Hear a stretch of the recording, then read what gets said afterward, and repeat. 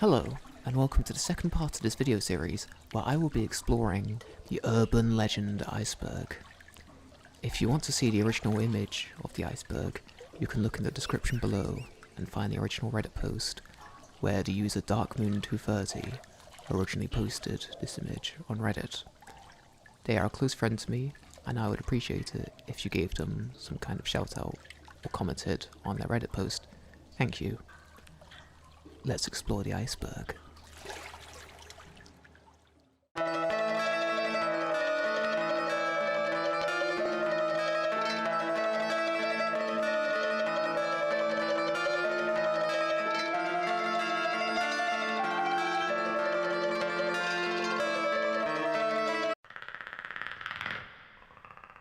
The Vanishing Hitchhiker is an apparition which appears often on the side of the road, where it's often seen as a young woman or a young man looking for a ride to their next destination.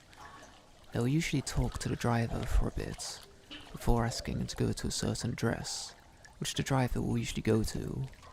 Then suddenly, as the driver looks around for a moment whilst concentrating on the road, the hitchhiker will have soon disappeared into nothingness, and they might only leave behind a jumper or an item in their pocket. In some stories, the driver arrives at the destination only to find a graveyard where the driver finds the name of the hitchhiker in one of the tombstones. In some variations of the story, they also go to previous areas where the person might have lived before, where there is now a family member who tells the driver that this person died in a horrible accident by the side of the road, and that now they forever haunt the roads. For all drivers to beware.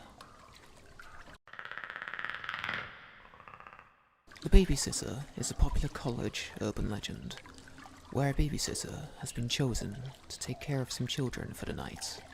But, as the night continues, the babysitter continues to receive terrifying phone calls, where a man is saying on the opposite end of the phone, "Have you checked the children?" Yes, the babysitter would always tell the person to go away, and they would start to question who it is on the opposite end of the phone. Eventually, these calls get so extreme, the babysitter calls the police. However, the police can't do anything, because the caller hasn't done anything technically illegal yet. So the police say to hang on the phone until the caller calls again, then to call back the police so they can track down the caller's location. But when they eventually call back to the babysitter, they tell them that the calls are coming from upstairs and that the babysitter needs to leave the house immediately. There are several versions of the story's ending. In one ending, the babysitter escapes with the children, and with the police arresting the culprit. But sadly, in most of these endings, the children do not tend to survive. However, the least hopeful version of the story is the one where the intruder ends up killing not only the children, but the babysitter as well, and they escape before the police arrive.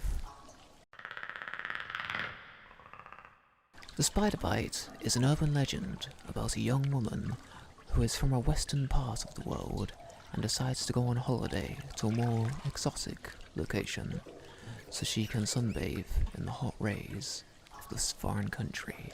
However, when she is sunbathing, a spider bites her cheek, but she doesn't feel it until the bite mark later turns into a boil upon her skin, which keeps getting larger by the day, until one day she can't stand the boil anymore and seeks medical attention.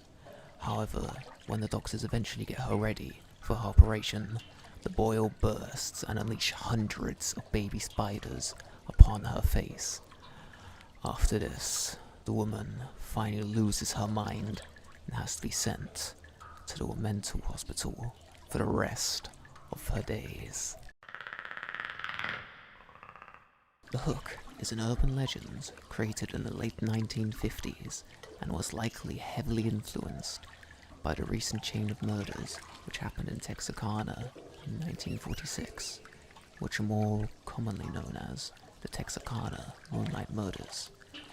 But the story itself starts off with two teenagers making out in Lover's Lane, listening to music blaring from their radio, when suddenly an announcement comes on the radio and says that an inmate from a local mental asylum has escaped, and he is reported to be extremely dangerous, and one of his most distinguishing features is his hook for a hand, and everyone should stay inside until police can get him into safe hands again. The couple hears this, but continues to make out, despite the obvious danger looming over them.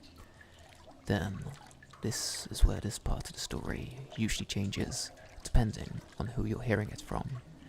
Usually, the couple hears noise of something scraping against their car, and then tries to leave because they're freaked out by the noise. They then pull up to a safe location where they talk for a bit and investigate the car. They look at all the damages surrounding the car, with different scrapes and different bits of paint coming off. Then look to one of the doors and see a hook hand grasping with a prosthetic arm trailing behind in the road. They realize they were seconds away from being the next victim of this hook man. Other versions of this story have a more gloomy ending, including the boyfriend going to investigate a shadowy figure watching over them and comes back to find nothing, only to see that his girlfriend has been decapitated in the car. Another version includes the girlfriend waiting for her boyfriend to come back after he went to investigate a shadowy figure, but she ends up just hearing an irritating bumping noise on top of the car's roof, until she decides to drive away and finds out that the entire time it was her boyfriend's hung corpse hitting the car over and over again. The Kidney Thieves, or the Kidney Heist, is an urban legend about a young man who goes out to a bar wanting to have a nice night out after a particularly tough day. After ordering a drink, he then sees a particularly beautiful woman opposite him who comes over and talks to him and offers him several drinks. He accepts and talks with her for the rest of the night. They both go home together, but then he passes out and doesn't remember anything else. He then wakes up in a bath full of bloody ice, with a note in front of him saying, "Call an ambulance or you will die in 5 minutes." He's later told in hospital both of his kidneys have been removed, and they have been sold on the black market for over £5,000. Aren't You Glad You Didn't Turn On the Lights is an urban legend about two female roommates who are both interested in going to a party, but one realizes they have a test the very next day, so they decide to not go, and they decide to go to the library instead and study. But by the time this roommate returns, it's extremely late at night, and when they enter into their room, they can hear very heavy breathing coming from their other roommate in their bed, and they think that their other roommate has brought back someone else to spend the night with, so they decide to not turn on the light, in terms of politeness, but they decide to go to sleep. And then, when they wake up eventually in the morning, they look over at their roommate, only to see they have been brutally murdered in the night, and they turn around to see a message in lipstick or blood saying, "Aren't you glad you didn't turn on the lights?"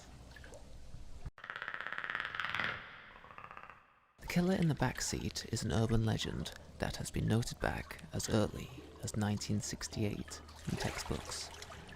There are two versions that have been noted, but both versions include a woman that is driving the main vehicle of the story. In the first version, The woman has a car that is following her, and it's blinking its headlights a repeated amount of times, and eventually ends up following her home. She is absolutely terrified when the driver is coming up to her car, but he ends up going into the back of her car and pulls out a man with an axe in his hand who is about to attack the woman. In the second version of the story, a woman pulls up to a gas station and is filling up her car and goes back into her car looking for her credit card.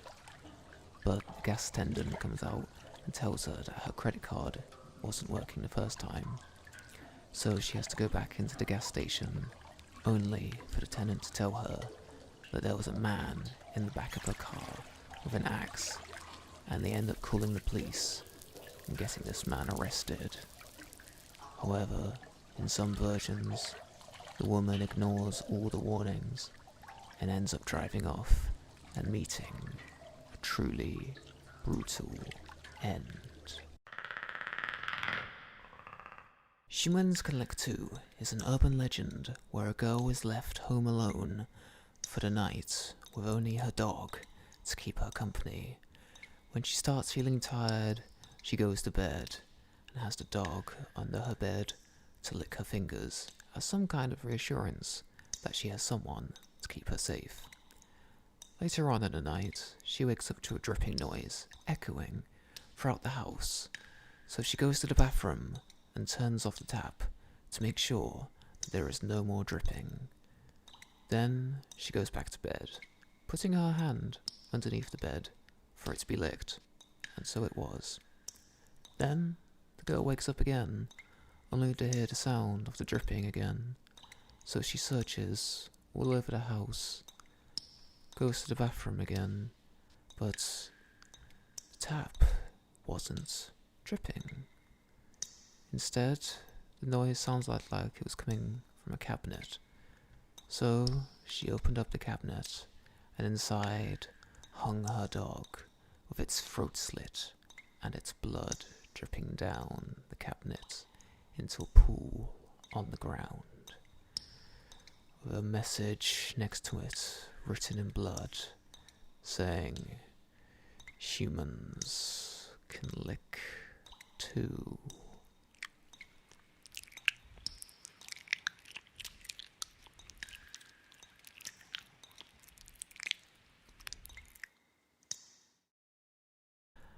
I would love to see your opinions in the comment section below on what you thought my video was like. Thank you so much for watching, and goodbye.